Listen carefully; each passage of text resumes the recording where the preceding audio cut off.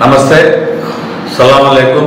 Rajampet assembly నియోజకవర్గ ముస్లిం minority సోదరీమణులందరికీ Telugu Desam party తరఫున ఇఫ్తార్ విందుకు హాజరై బ్రహ్మాండంగా సక్సెస్ చేసినందుకు నేను అందరికీ ధన్యవాదాలు తెలుపుకుంటూ, రంజాన్ సందర్భంగా పవిత్ర రంజాన్ మాసంలో నేను రాజంపేట అసెంబ్లీ నియోజకవర్గ అభ్యర్థిగా నిలబడే అవకాశం వచ్చినందుకు ఎంతో గర్విస్తూ రంజాన్ శుభాకాంక్షలు తెలియజేసుకుంటున్నాను.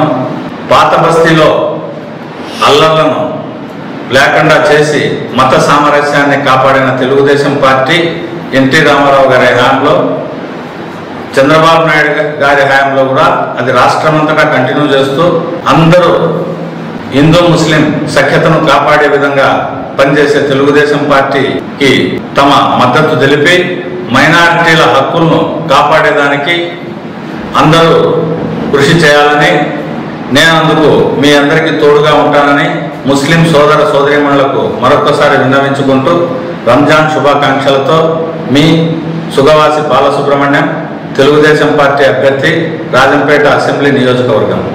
సలాం అలైకుం.